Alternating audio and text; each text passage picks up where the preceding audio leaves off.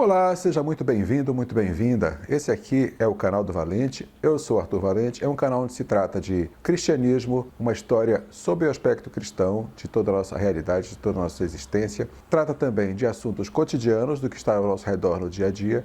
Trata um pouco sobre fotografia, que é a minha profissão desde muito tempo, e um pouquinho sobre a minha profissão mais recente, que eu tenho atuado nesse momento, que é de motorista de aplicativos. Então, se você não conhece o canal ainda, seja muito bem-vindo, muito bem-vinda, continue por aqui. Se você quer continuar participando aqui do que a gente faz, se inscreva aqui embaixo, nesse botão vermelho. Se você gostar do vídeo, dê o seu like. Se você não gostar, dê o seu dislike. Mas o mais importante é que você faça seu comentário e compartilhe se você achar que é merecedor do seu compartilhamento. Vou esperar sua visita sempre de volta por aqui, porque sempre vai ter matéria nova, sempre vai ter assuntos novos para a gente conversar. Vamos ao vídeo.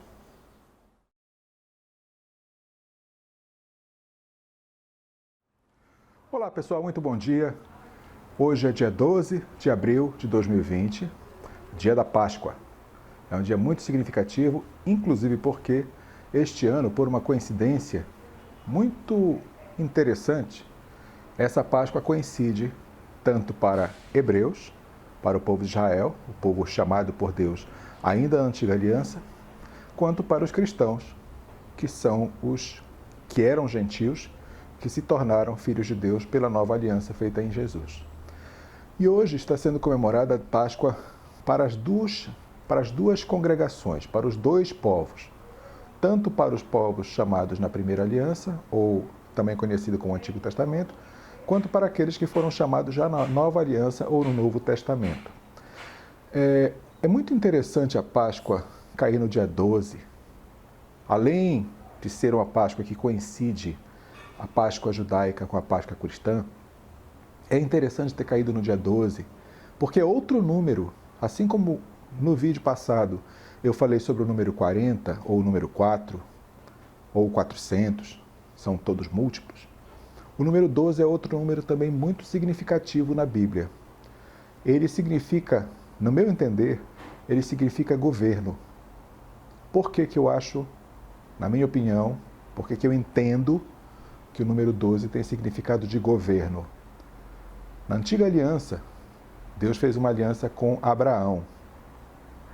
Abraão teve um filho que se chamou Isaque. Isaac teve dois filhos, mas o filho que mais importa para nós no momento é o que se chamou Jacó, que depois se tornou Israel. E este filho, Jacó ou Israel, ele teve 12 filhos. Esses 12 filhos, um deles foi José, aquele que foi para o Egito, que se tornou governador do Egito e que fez com que a história de Israel fosse transformada a partir desse momento. Que o povo foi até lá, foi escravizado, depois de escravizado voltou para a terra prometida com Moisés, mas essa ida do povo para lá foi através do patriarca Jacó e seus 12 filhos. Esses 12 filhos, cada um deles gerou uma tribo. E os patriarcas foram dando governo nas suas tribos. Tá? Existia a tribo de Benjamim, a tribo de Judá, as 12 tribos, cada uma delas correspondente a um dos irmãos de José, que levou o povo para o Egito. O povo no Egito se multiplicou, bastante por sinal, parecia coelho, né, de que se multiplicaram, e voltaram para Canaã, atravessando o deserto em grande número. Estima-se que mais de 2 milhões de pessoas, mas sempre liderados por 12 tribos. No Novo Testamento, Jesus chamou 12 pessoas, 12 homens, para serem o governo da igreja no Novo Testamento. Os 12 apóstolos. Né? Nós conhecemos Pedro, Tiago, João, Mateus, Judas, todos aqueles 12 homens que seguiam Jesus durante o ministério dele terreno, e que foi o governo da igreja primitiva. Lá no livro de Apocalipse, quando a gente vê a visão que João teve da sala do trono, ele vê que lá estavam 24 anciãos. Eu entendo que os 24 anciãos representam as 12 tribos, o governo do Antigo Testamento, e os 12 apóstolos, o governo do Novo Testamento. Ou seja, o número 12 é um número muito importante, muito significativo, e hoje é dia 12. Numa Páscoa do ano de 2020, 20 mais 20, 40, onde nessa Páscoa coincide o festejo judaico com o festejo cristão, em um ano que as coisas estão acelerando muito em direção ao cumprimento das profecias, do toque das trombetas, do Apocalipse, é cedo para tirar uma conclusão definitiva, mas que algo está no ar, com certeza está. Pode apostar nisso. Este ano é um ano de transformação. Este ano é um ano de mudança. Até porque 2020, 40, 40 significa mudança, ou provação, ou travessia, alguma coisa dentro desse sentido. Além de ser significado bastante profético no número 12, no número 40, que é a soma dos dígitos do ano, além disso, outro significado muito profundo da Páscoa é significado de ressurreição, porque foi o dia que Jesus saiu de dentre os mortos, saiu da sepultura, ressurreto, para cumprir o chamado dele, para cumprir a missão dele profética sobre essa terra. Então é um dia de ressurreição. Uma coisa que talvez não tenha ocorrido a muitas pessoas, algumas pessoas já falaram sobre isso, eu não vou ser o primeiro a falar sobre isso, mas é uma coisa que talvez não tenha passado pela cabeça de todos ainda, que esse período de confinamento, esse período de quarentena, esse período de lockdown que nós estamos passando, e não é só aqui, é em todo o planeta, tem feito uma coisa muito interessante com relação aos projetos de Deus eternos, os projetos fundamentais de Deus. Deus criou algumas instituições sobre a Terra. A primeira dessas instituições, ainda lá no livro do Gênesis, com Adão, com Eva, foi a família. Quando ele estipulou, ele pegou o homem, a mulher, Adão, Eva, e disse: por essa causa deixará o homem pai e mãe, se unirá à sua mulher, e serão ambos uma só carne. Sede fecundos, multiplicai-vos, enchei a terra. Então ali Deus já estava instituindo a família. Olha, tem aqui um casal, esse casal vai se multiplicar, vai criar famílias e famílias de famílias para encher a terra. Então ali Deus instituiu a instituição família. Ali Deus criou a instituição família. E nós, trancados dentro da nossa casa, talvez a gente tenha tido um tempo como nunca tivemos antes, junto com nossa esposa, com o marido, com filhos, com o irmão, com o pai, conforme a sua organização familiar. Não sei como é que é a formação da sua família, mas seja como for, estando enclausurado na sua casa, talvez o convívio que você tem com a sua família esses últimos dias tenha sido mais intenso do que em todos os anos anteriores. Ou seja, a família que estava sendo dilacerada pela sociedade moderna, com todos os questionamentos e ideologias e tudo que estava sendo colocado na cabeça e no coração e no dia a dia das pessoas, essa família se olhou de novo, se encontrou de novo. Essa família que só se falava em dias festivos ou por mensagem de aplicativo, voltou a se falar, voltou a sentar junto para almoçar, voltou a sentar junto para tomar café da manhã, voltou a ter relacionamento. Isso daí foi uma coisa interessantíssima que aconteceu em virtude de uma coisa muito negativa que veio sobre nós, essa doença. Mas nós voltamos a ter conhecimento, a ter convívio, a ter contato com a nossa família. Não são todos os casos que são assim. Para mim já foi o contrário. A minha esposa e filha estão afastadas de mim porque foi necessário para que não contaminasse a minha mãe. Porque a neta estava sempre junto com a avó.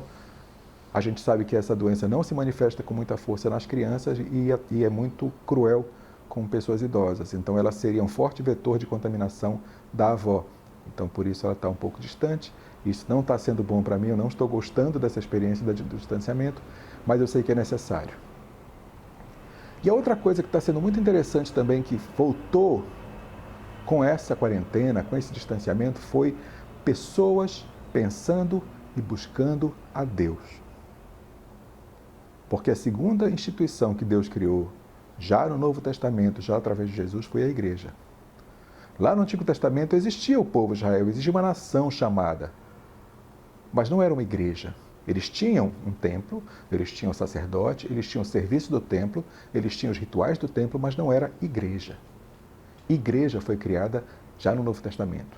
A partir da revelação que Pedro teve, de que Jesus era o Cristo, o Filho do Deus vivo, e a partir daí se criou a igreja. E isso está voltando a ter importância, a ter peso na nossa vida, a partir do momento que nós percebemos que nós estamos numa situação que não importa ter dinheiro, que não importa ter fama, que não importa ter poder, que não importa ter tudo que esse mundo possa dar, porque isso tudo é nada frente a essa doença, frente a essa ameaça que nos alcançou. E muitas pessoas que nunca falavam de Deus, que não procuravam, que não lembravam de Deus, começaram a se interessar, começaram a procurar, começaram a buscar ouvir de Deus, aprender de Deus, procurar pela face dele. Então são coisas que aconteceram de algo muito negativo, mas que eu acredito que estejam sendo muito positivas. A palavra de Deus diz que todas as coisas cooperam para o bem daqueles que amam a Deus, aqueles que são chamados segundo o seu propósito. Então muitas pessoas hoje, por mais que estivessem distantes, estão recebendo um benefício de uma coisa negativa, uma coisa que nos pareceu negativa no começo. Essa doença, esse isolamento, essa possível recessão econômica que vai vir depois, e as pessoas estão tendo uma experiência positiva a partir daí. E possivelmente está reforçando a fé de muita gente.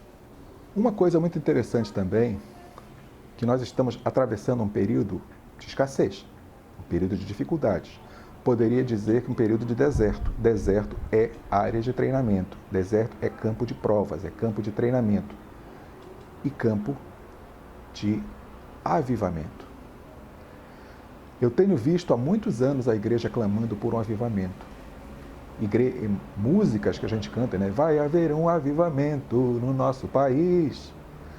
E a gente se liga nisso, e às vezes o avivamento que a gente busca, a gente está muito ligado nas emoções, nas sensações, nos moveres que não sei, nem sempre são do Espírito.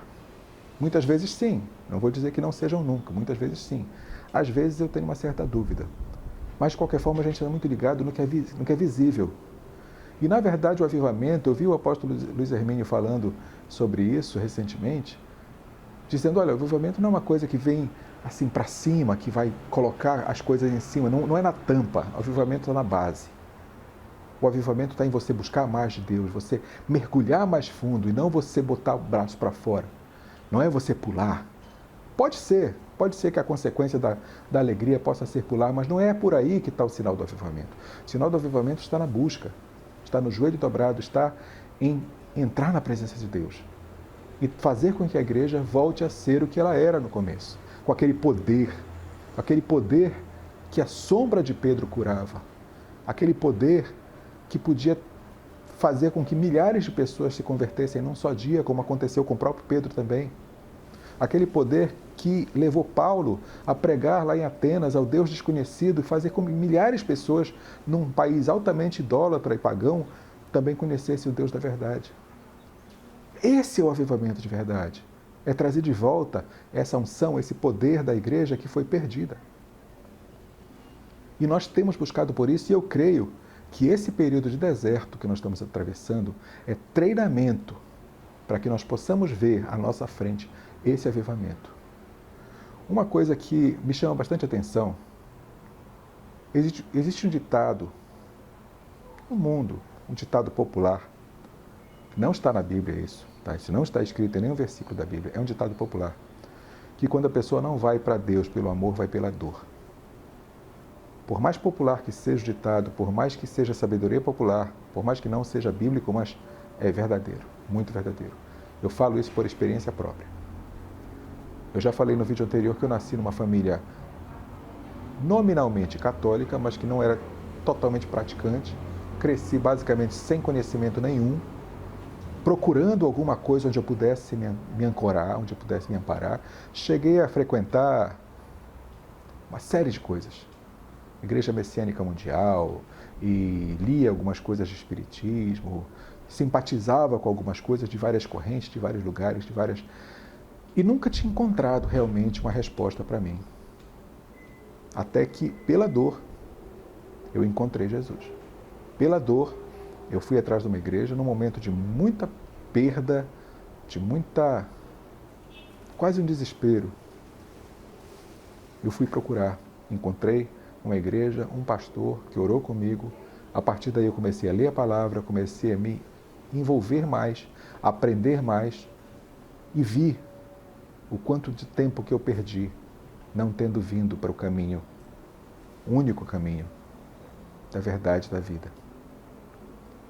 Mesmo assim, depois de algum tempo, num outro período de dificuldades, eu comecei a esfriar, a afastar um pouco.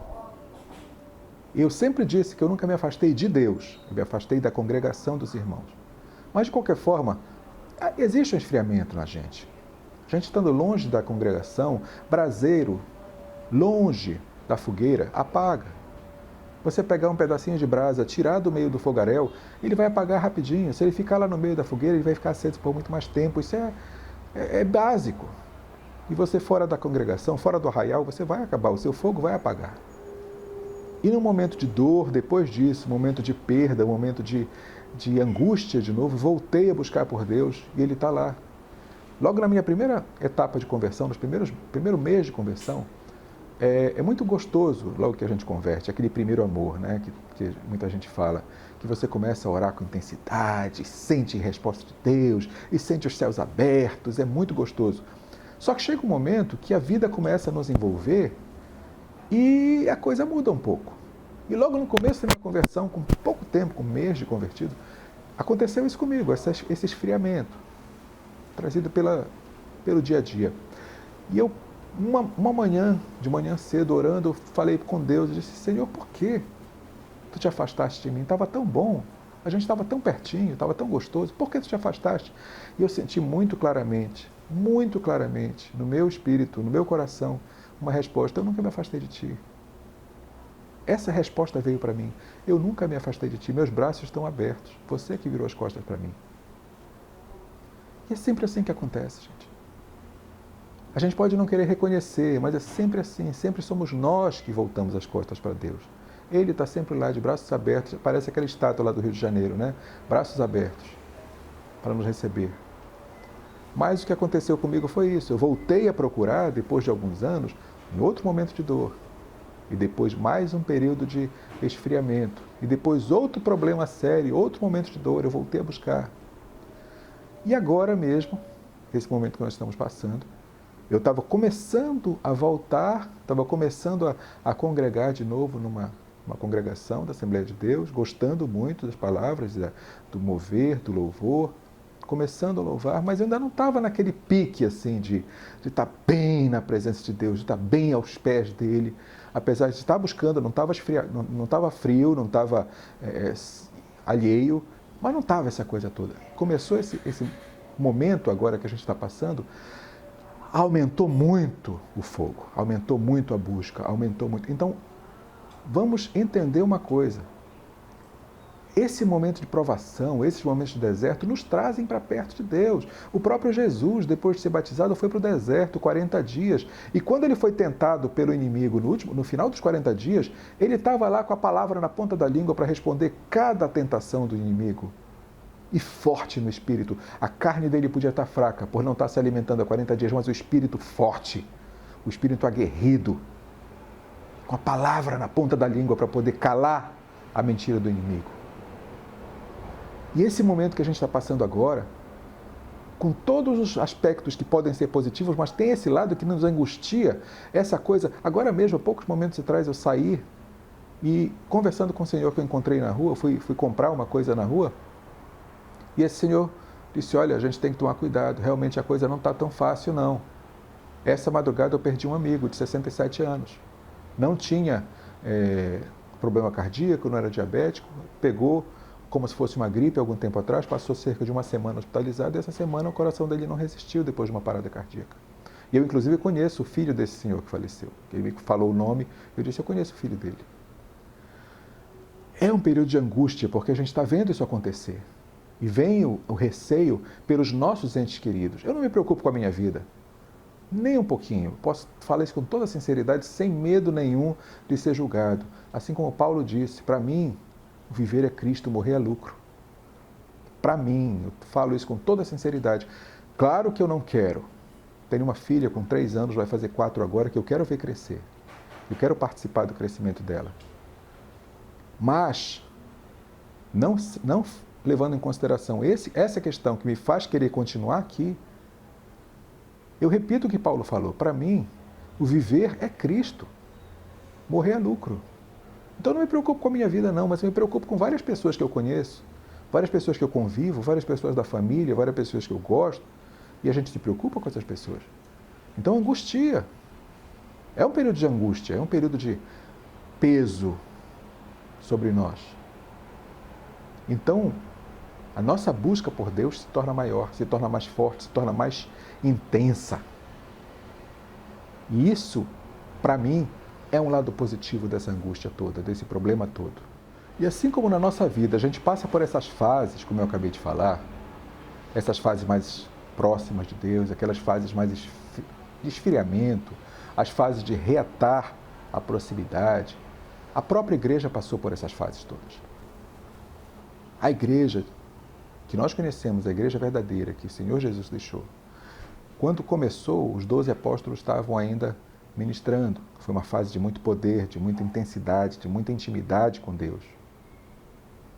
Nesse momento todo, a igreja estava forte, estava pujante, estava crescendo. Esse crescimento da igreja chegou até um dos maiores inimigos que ela tinha no momento, que era Saulo, um certo Saulo da cidade de Tarso, que teve um encontro com Jesus na estrada para Damasco, onde ele estava indo para perseguir, torturar e matar cristãos. O próprio Jesus o confronta e ele ali é transformado de Saulo, se torna Paulo, um apóstolo que escreveu mais da metade do Novo Testamento, as cartas que ele escreveu. E o próprio Paulo foi o responsável por espalhar esse evangelho em quase toda a Europa. Ele viajou muito levando a palavra de Deus, pregando em vários locais. E a igreja, nesse momento, se tornou perseguida por quem já perseguia, pelos romanos, que eram os dominadores políticos daquela região, de toda a região da Judéia, toda a região de Israel, e também de maior parte da Europa. O Império Romano, nessa época, mandava em quase tudo. E, pelo lado religioso, os maiorais do templo, os sacerdotes, os fariseus, os saduceus, os senhores do templo, que também perseguiam os primeiros cristãos porque viam neles uma ameaça à religiosidade deles. Então a igreja passou a ser perseguida e essa perseguição foi uma coisa que Deus transformou em bênção, porque a igreja estava quieta, acomodada em Jerusalém, no conforto de estar no local que eles conheciam, fazendo os cultos, fazendo as reuniões, ali em Jerusalém. E se eles tivessem ficado ali, a igreja seria só aquilo. Pela perseguição, a igreja se espalhou para vários pontos do mundo. E com isso, a palavra foi espalhada em vários pontos do mundo por causa dessa perseguição lançada sobre a igreja primitiva. Houve perseguição em vários locais onde eles foram, inclusive em Roma, onde eles eram colocados no Coliseu, com leões. Depois disso, um imperador de Roma, Constantino, no ano 313, viu que politicamente não estava sendo bom para ele essa perseguição, viu que estava tendo dificuldade por causa do cristianismo crescendo muito, ele resolveu tornar o cristianismo a religião oficial de Roma. Através da mãe dele, que, pelo que a história diz, teria se convertido ao cristianismo, fez a cabeça dele e ele viu uma oportunidade política de juntar a igreja que estava crescendo muito com o poder dele político, com o poder militar, e tornou o cristianismo religião oficial, só que sem nada da pureza inicial, sem ter mais aquela pureza inicial, misturando vários aspectos de sincretismo, de paganismo no meio dessa igreja romana que iniciava ali. Então a igreja cresceu em número, mas perdeu em qualidade, se tornou uma coisa engessada, com várias coisas que não foram trazidas por Jesus e pelos apóstolos, como a questão dos templos, por exemplo. A igreja inicialmente se reunia nas casas, não tinha templo, e foi colocado templo, sacerdócio. Os apóstolos eram líderes, mas não era esse papel sacerdotal que passou a ser assumido depois pela igreja romana. E essa transformação, esse engessamento, essa modificação na estrutura da igreja, mesmo quando Martinho Lutero veio lá no século XV, se levantando contra práticas que ele vivia dentro da igreja romana e que colocou as teses dele, baseada na Bíblia que ele tinha começado a ler, principalmente no livro aos Efésios, mesmo assim, mesmo nesse momento, quando a igreja se tornou, de romana, se tornou uma igreja mais voltada para o Evangelho, voltada para o ensino apostolar, ela manteve estruturas que até hoje existem e que não estavam lá na igreja primitiva. A própria questão dos templos, dos sacerdotes, alguns costumes, a mudança do dia de descanso do sábado para o domingo, que veio também com um dos papas, já no século XIV, século XV. Então, a igreja incorporou coisas que não faziam parte dela no começo. E aí, daquele engessamento, ela libertou algumas coisas, começou a crescer em alguns aspectos, mas perdeu a pureza em outros. Até que num dado momento, já no século XIX para o século XX, a igreja começa a ter mais uma transformação, fora aquela que Martinho Lutero já tinha trazido, trazendo o entendimento do poder de Deus, da manifestação do Espírito Santo, entendendo que o Deus que operou milagres lá atrás, lá em Jerusalém, continuava sendo o mesmo. E que se lá atrás ele curava, ele continuava curando. Ou seja, aquela igreja que renasceu do romanismo com uma nova cara, passou a entender que, além da nova cara, além do novo entendimento que a palavra é suficiente, que não precisava de dogmas colocados sobre a palavra, mas que a palavra é suficiente, já no século XIX, com uma reforma que se chamou de pentecostal, já começou a entender que o poder de Deus continua operando, que continua havendo milagres e curas e maravilhas através do corpo de Deus, como Jesus falou, que nós viríamos a fazer coisas maiores ainda do que aquelas que ele tinha feito. E aí a igreja voltou a se revestir de poder, assim como houve naqueles 40 dias após, aliás, 50 dias após a ressurreição de Jesus, no dia de Pentecostes, lá em Jerusalém, onde os apóstolos e outras pessoas foram visitadas e cheias do Espírito Santo de Deus. Hoje a igreja está nessa fase. Nós sabemos que temos confiança total na palavra de Deus, sola Escritura, né? Sola fide, somente pela fé, sola Escritura, somente pela Escritura. E hoje nós sabemos que nós não dependemos de outros ensinos além da Escritura. Sabemos que o mesmo Deus que tinha poder no passado continua tendo poder hoje, operando sinais, maravilhas, milagres. Mas sabemos também que vamos ser perseguidos pelo nome de Jesus, porque ele nos avisou disso. Jesus nunca falou para os discípulos, olha, me sigam que vocês vão ter carro do ano, não vão ter dívidas, não vão nunca adoecer. Nunca prometeu isso. Jesus nunca prometeu esse tipo de coisa. Pelo contrário, ele disse, olha, pelo meu nome vocês vão ser perseguidos. Pelo meu nome, alguns podem ser mortos ao fio da espada, podem ser crucificados, como aconteceu com vários apóstolos. Pedro, Paulo morreu ao fio da espada, Estevão apedrejado. Então o que Jesus falou foi isso. Eu vou recompensar a quem for fiel, até o fim. Mas não pensem que a vida vai ser uma tranquilidade, um mar de rosas. Vocês vão ter perseguição e a igreja hoje está entrando nessa fase que a perseguição está vindo fortemente sobre a igreja, nós sabemos disso. Então, a igreja que hoje está revestida do poder pelo Espírito Santo, vai se tornar depois dessa perseguição a igreja gloriosa. Quando o nosso Senhor voltar, nosso noivo voltar para encontrar a noiva. Mas a igreja tem que estar vigilante, porque na parábola das 10 virgens, a gente entende que todas as 10 virgens representam a igreja. Mas só 5 entraram para as bodas para casar com o noivo. Ou seja, mesmo quem está na igreja pode estar entre aquelas 5 que não foram, entre aquelas 5 que não conseguiram entrar e a porta se fechou e elas ficaram do lado de fora. Então, se nós estamos hoje aliançados com Deus, vamos reforçar, fortalecer com ainda mais intimidade essa aliança, com mais santidade, com mais obediência. Sabe qual é o abecedário do cristão? Não é A, B, C, D, E, F, não. É obedecer. Nossa função é obedecer. Obedecer a palavra, obedecer à vontade, à direção de Deus. Isso é o mais importante para nós. Então, se você já é igreja, graças a Deus por isso. Fico muito feliz por isso. Mas você, ainda que seja igreja, vigiai e orai sem cessar.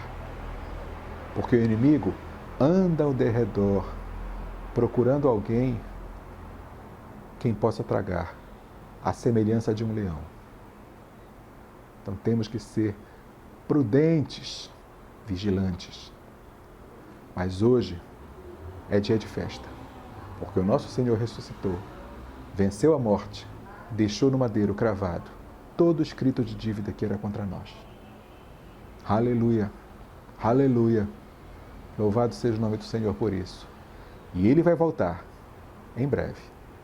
Maranata. Ora vem, Senhor Jesus.